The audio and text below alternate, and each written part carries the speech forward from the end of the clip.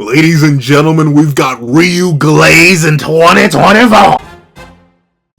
What's up guys, all Pencil, and here we are to do a breakdown and review, a quick breakdown and review of chapter 250 of Jujutsu Kaisen, which is known as The Decisive Battle in the Uninhabited Demon Infested Shinjuku Part 22. I'm going to be able to say that in my sleep. That's full name. I know I'm going to be able to recite it by memory. I'm going to have like flashbacks to it at complete random. But we do have a hefty, defty chunk to talk about this, despite really this chapter being just straight hands. So let's not waste any more time and let's hop right into it. Editing me. Ready. 3, 2, 1, go. What's up guys, that guy with a pencil here. Fun fact, I do happen to have it on me and keep it on me at all times. And then another fun fact, we have 5 minutes each to break down 4 things. Number 1, the plot progression in this very chapter. Number 2, the character work within this very chapter. Number 3, the scaling in this very chapter. And number 4, what I expect next. So let's not waste any more time. Let's start this 5-minute timer so I don't keep y'all here too long. No, stop it! Start this 5-minute timer so we can get going. First things first, plot progression. Ultimately, I'm not going to say nothing happens in this chapter, but on a plot level, this chapter is somewhat light. This chapter really is, I don't want to say it's a verbatim scaling chapter, but it is kind of a verbatim scaling chapter. The biggest plot developments is that we do get it hard confirmed. We get hard confirmed the current utilization of the ability by Yuji Itadori.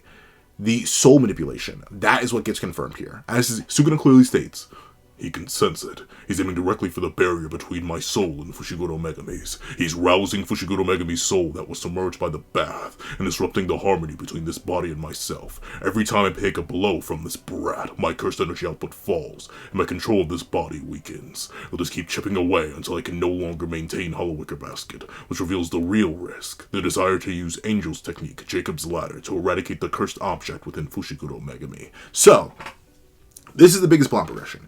Ultimately, don't get me wrong, as hype and as crazy and as next level and as fantastic for scaling, as fantastic for scaling in cross-verse battles that it is that Yuta Okotsu did in fact unlock Cleave, that doesn't really matter in the grand scheme of things, unless it immediately defeats Sukuna because he gets cleaved into multiple pieces. The main thing that matters here is twofold. Number 1, it's confirmed what Yuji Itadori's, I'm gonna put curse technique in quotation marks, because I still think this is just an evolution of his understanding of the soul.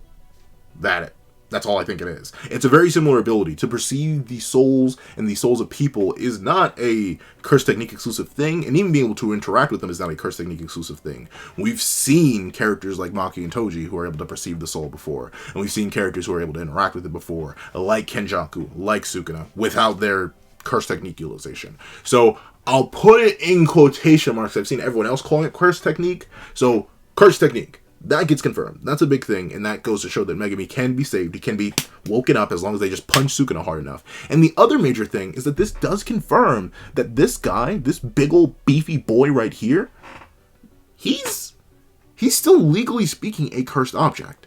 And the cursed object still exists, which is interesting. Notably, a big question that a lot of people had, especially when our original vessel here started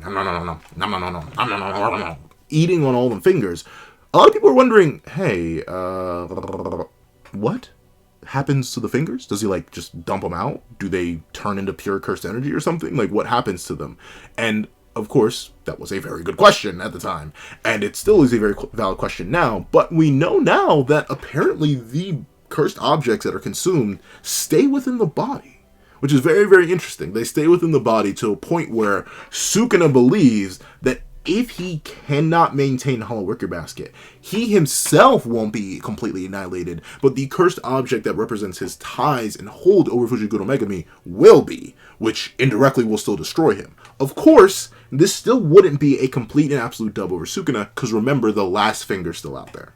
So, while this may be a massive plot hint to the return of Megami Fushiguro, the defeat of this variation of Ryoma and Sukuna, and hypothetically even the stopping of the merger, as presumably Tengen, due to their more curse-esque biology now, would likely fall under the criteria of an evil spirit and be vaporized by Jacob's Ladder if Sukuna lets them out or they get destroyed. It still is entirely possible. It still is a reasonable factor, but the major takeaway here is that the cursed object can be eradicated. in the first place, meaning it still exists. Meaning, hypothetically, we could straight up get an Android 18 in Cell situation where Yuji winds up and punches Sukuna in the gut so hard, in a similar vein to what Yuta was going through last chapter with 249 and punching Sukuna in the belly mouth. Yuta doesn't have a belly mouth. Yuta doesn't have a belly mouth, I swear. But with that being the case, where we saw that punch happen, instead of spitting up a few droplets of juice, he could spit up the fingers, or the mummy head, or Yuji's finger. That's all the thing. And remember, technically Yuji's finger was a cursed object because it was imbued with Sukuna's soul, which led to the transfer. So, it's looking quite devious. But other than that, the plot doesn't really change all too much. It's just the establishment of these abilities and their specific plan of WinCon, though admittedly, this is all Sukuna speculation. And sure, Sukuna is one of the most knowledgeable characters in the series. At this point, out of who's alive, the most knowledgeable character in the series, unless you count Tengen. But I feel like Tengen doesn't really count as alive, considering they're in Sukuna's belly. But with that being the case, very, very interesting plot developments, as it kind of bolsters the return of some characters and the ends of one without actually ending them. But of course, the next thing we got to talk about is not just the effects on these characters, but the characters themselves. As 5 minutes is up, we move on to the next and talk about characters. So, for this, I have to admit, the characters are wonderful. And you may be wondering, whoa, Pencil Man. Didn't you just say this is mostly a scaling chapter where we just see a whole bunch of boxing and brawling and fighting and roughhousing and sledgehammers and mollywops and stabs and slashes and all this stuff? How can this be a good chapter character-wise? It really is. But in terms of like character progression or character evolution or character reaffirmation or anything like that, but my boy, that's scaling. We'll get to this statement in a bit because my boy Ryu. But what this does do is, once again, reaffirm certain things about characters and give us interactions between characters that, I say this in the nicest and best way possible, feel fresh out of a fanfiction. Like I swear this is in some kid's notebook. Like some kid drew this up in a notebook and Gege saw that and was like, yo, bro, that's actually really good right there. Hold on, let me comp this real quick.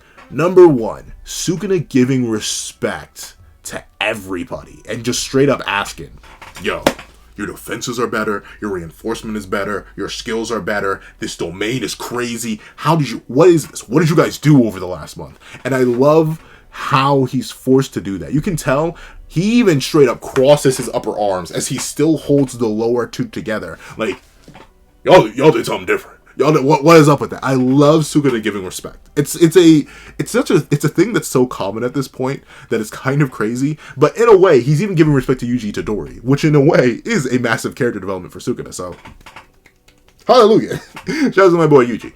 And number 2, I just love this jumping. Now I notice it.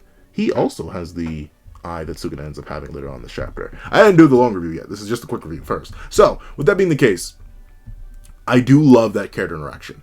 Number 2, in terms of character stuff, I'm sorry. Seeing the two MCs jump is fantastic.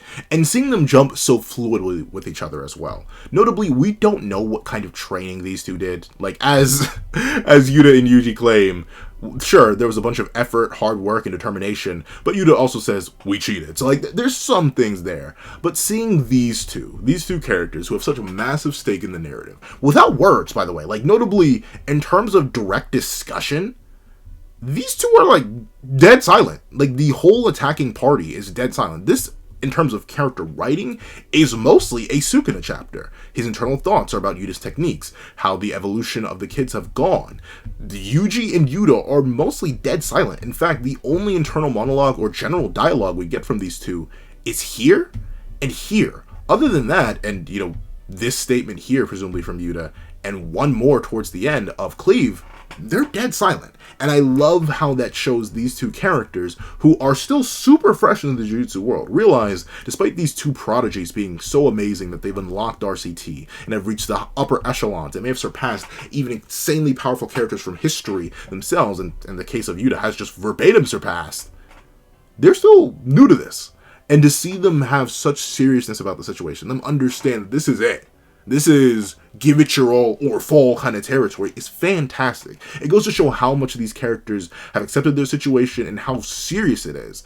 They do appreciate and respect and understand the contributions that Gojo's had to the battle in the case of Yuta and Yuji Itadori. In a way, how Sukuna is giving respect to them by acknowledging their growth and ability over the course of a month. Yuji Itadori is putting respect on Sukuna as he says, "It pains me to admit, we're up against the strongest sorcerer right now."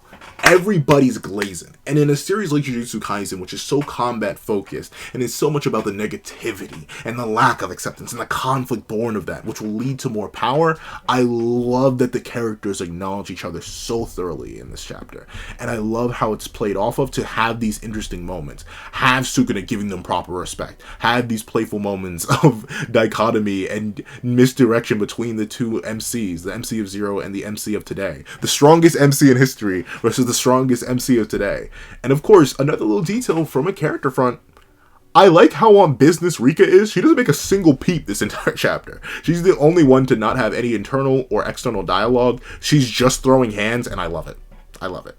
I do think it's weird she's unmanifested still, but even still, I think it's hilarious. Because we know unmanifested Rika can speak too. But she's just so about the business that it's all...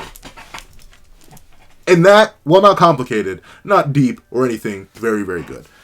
I forgot to give the plot progression a score in the plot section, so I have 3 seconds left for characters. I'll give the characters a solid... I like the character writing, and not every chapter needs to be about progression. A solid 8 out of 10. Sure, not too much happens character-wise, not anything we haven't really seen before. Sukuna's already acknowledged the casting crew, and their cheating and or hard work and perseverance has been accepted, but still gotta give them credit. 8 out of 10, solid. For the plot progression, because it's such a major thing. Like, these are such major plot points to be established here. Not that. Well, kind of that. The affirmation and confirmation of Yuta's domain are, like, major plot points that do need to be established. But this is so major, I do actually kind of want to give the plot also an 8. Because, like, this is huge. The fact that Sukuna can still be burned out, and Megumi can be saved, and Yuji's current ability allows him to save that. But I bleated a whole lot over the 5 minutes. Let's hop right into scaling. If you peep the live reaction over on Patreon for as low as $1 a month, or became a member for as low as $3 a month, check it out over here on the channel. There's a certain something in there that called me a freaking geek, and that 30-minute live reaction, we can check it out over there. And if you want to recommend or just straight up order a video of your own, you can become a $25 Patreon member, where you can just make me do a video. Like, literally, it can be like an hour long. You just gotta drop $25 on the Patreon or the membership. But regardless, all that aside, the main thing that's got me hyped and freaked and geeked on scaling, according to Sukuna, who should be the best at establishing and comprehending and reading the durability of these individuals, they aren't as tough as Ryu Ishigami does. Yes! Yes! Y'all called me insane. Y'all called me crazy. Y'all said I was scratching and huffing copium, but look at this. Ryu Glaze in 2024. No, essentially, putting all the memes aside, this isn't memes. This is real life about fiction. Ryu's still bulkier than Yuta. This was something I did mention and call out way back when, and I mentioned this a whole bunch of times before, but a lot of people didn't like it. Sukuna is now claiming it. He says, well, here's the thing. You know what? He's saying they're relative. As he says, they don't surpass, I wouldn't say they surpass him in toughness, which implies that they're all relative, which is fine, but at least to me, that implies that Ryu's still relevant in terms of just overall durability. And another thing that's massive for scaling, unfortunately it does sort of mean something sad for everybody else, no one scales to full power, full output, crazy next level Sukuna. Every single hit we see Yuji land in this chapter makes Sukuna weaker. As he says, every single time I take a blow from this brat, my cursed energy output falls and my control of this body weakens. Meaning any of these extra feats, such as Yuta doing damage to him getting dunked straight on the head by unmanifested Rika later on in the chapter, tearing them apart, it's by a super fatigued Sukuna. A Sukuna who's losing control and losing output. Worse and worse and worse. And we get a solid statement for just about where his power level is at. Because he says himself that he's probably about around Yuta levels of cursed energy right now. He's fallen that far from his pinnacle. Remember, Yuta assumed he had about more than twice of Yuta's own cursed energy. But with that being the case, it's still very impressive he's putting up this good of a fight with less than probably half of his reserves and going even with YUTA, but it does mean that Yuji and YUTA don't really scale to full power. And while he may be going all out and attempting to execute them, like bro was going to slice and dice Yuji if YUTA did not save him here. I can't even pretend to huff copium on this one. Yuji would have perished here if this cursed speech didn't work. This still doesn't mean a full power YUTA in domain scales to a full power Sukuna at all.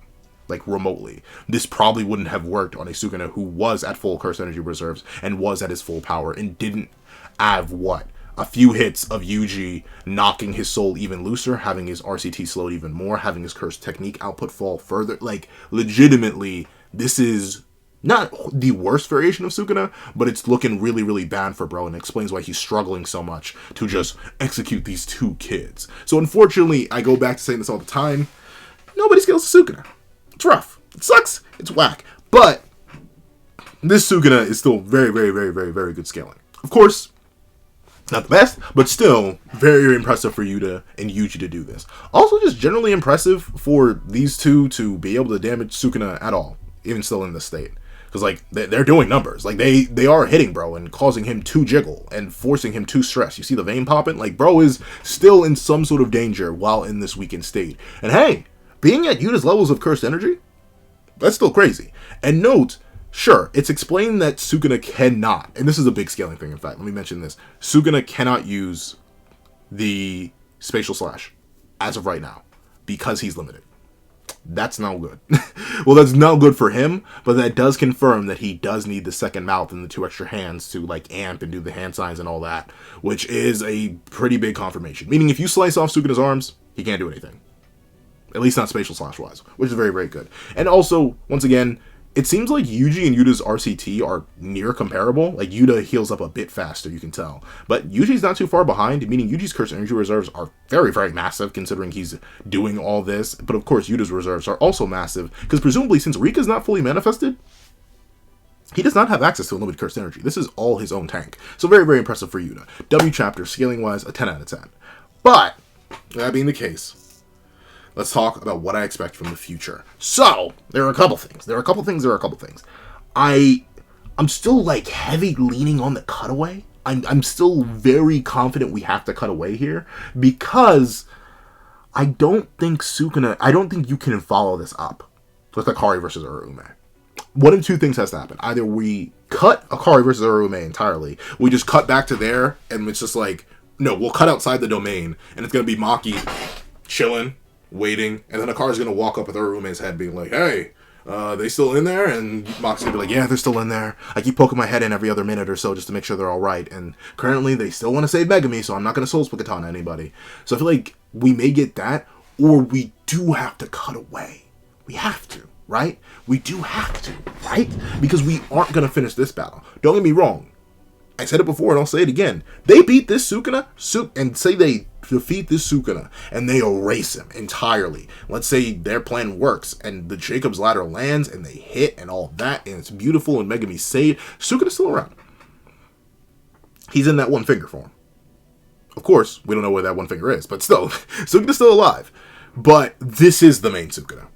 While it will be great, and it could be great, and it will be wonderful to see Yuji and Sukuna, one finger in the case of Yuji, who is the equivalent to a finger, and one finger Sukuna just throwing their dukes up and going bam for bam, bar for bar. I feel like we cannot have this Sukuna lose before seeing the end of Urame. Is it Urame or Uruume? I say Uruume, but I hear people say Urame. Whichever one it is. I need to listen to the anime still. But with that being the case, we need to wrap that fight up. And even with, because this is like beautiful scenario, beautiful timing. Sukuna's control is weakening. Yuta's still able to do things. There doesn't seem to be any mention of his time limit right now. Nothing seems to be going wrong, which feels too good. And maybe that's just JJK conditioning, but like everything seems to be going a bit too smoothly now. So something needs to happen, right? Like it feels like everything's going too buttery. With Sukuna getting cleaved up, his RCT output falling, his CT output falling. Overall, you're still being able to damage him and wake up Mega before she goes. Something needs to happen. But I feel like it can't happen this soon because Akari versus Urume is still going on. And once again, the question falls back, the bills falls back. If Maki's not going to interfere in that fight, what is Maki doing? Because once again, she's one of the heavy hitters. She is noted as an extreme threat. She's noted more of a heavy hitter by Kenjaku than even Yuji was at the time. But of course, they didn't know about Yuji at that point. So I don't blame Kenny for not taking a full dive in and putting respect on Yuji's name. But there's the question. What's going on with Maki? What's her role to play in all this? And the big question from this point on, is the merger going to happen? Like, at all? That's my next question in terms of what's next up. Because we're wearing Sukuna down. And while Sukuna still technically is Megumi Fushiguro, once he gets knocked out of Megumi Fushiguro, or Megumi Fushiguro gets knocked out of him, Sukuna doesn't have dominion to start the merger anymore. So that would just leave it in Megumi's hands. And even if assuming Megumi's back to complete normal, I don't really see him starting the merger. So it's interesting. We're in a very precarious spot. Because, don't get me wrong, I'm getting massive 235 vibes from this. Like, oh wow, look at Yuta pulling out this amazing next level thing. Look at Sukuna declaring that he himself, he says this verbatim, this kind of goes into the scaling thing, he cannot execute them unless he gets his hands on them. He needs to get his hands on them and properly cleave them in order to get rid of them. He needs to do all that. I am getting 235 vibes. I'm just saying that. And right now, if Yuta's able to use cleave through the blade, it's entirely possible the same can happen right back to him. So, I am still worried for Yuta. Do I think we'll cut away? I said very likely last time, and we aren't on break this week. So, it's possible we could, but at the same time, I don't want to, but at the same time, I feel like we need to. Because I would love to see Akari versus Sukuna. But then again, he can't even... And that's the thing. This chapter is very fantastic on multiple levels. It has great character work. It has... seemingly enough little, but still very, very important plot progression in terms of plot clarification. It's clearing up things that have existed for a while, and on a scaling front, it's fantastic for characters, not necessarily all old characters, really, but characters old and older, for the case of Yuta and Yuji and my boy Ryu. So this chapter is wonderful. Honestly, I know I gave it an 8 in the plot. I know I gave it an 8 in the character writing, and I gave it a 10 out of 10 on the scaling. I'd probably, in terms of just hype and excitement and worry and intrigue, I need chapter 251 now. So I have to give it a 10 out of 10 in terms of what I want next and how excited I am for that. So, with the final timer being up, I think I'm still going to give this chapter a 10 out of 10 because there's no problems with it. Like, that's the thing. I give it 8s earlier, but if I'm being real, it's not bad. We don't need plot progression every single chapter. We don't need character revelations every single chapter. That's me being mean and biased because I like certain things. So this is a 10 out of 10 chapter. There are no issues with it. I'm just excited. So overall, W chapter. W chapter.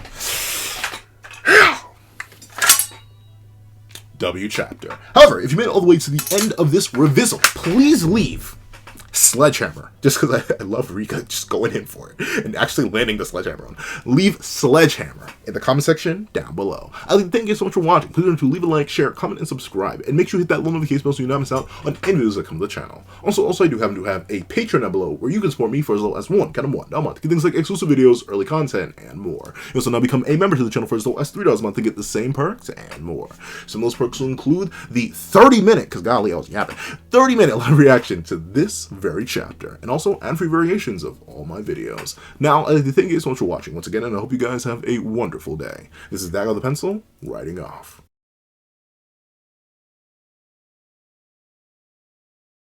I'd like to give a thank you to our $3 members, Recliner Plays, Red Wolf 4765, Greyhound, and Atkins Void. I'd like to give another big thank you to our $5 patrons, Victor, Sean, RNG Master, Midnight Gemlord, Metal Solid Crisis, Kevin, Igneal, and Demix LND. Another scrumptious thank you to our $7 members, Autumn, Mornings, Lazo, and Sick Addiction.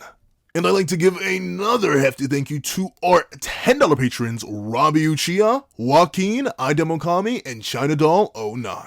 And I'd like to give another gargantuan thank you to our $25 member, Alex Ice Rose. And I'd like to give a thank you, an amazing thank you to our $25 patron, Calvin Elder. And another thank you to our next $25 patron, eHack1. And a final thank you to our final $25 patron, Stira.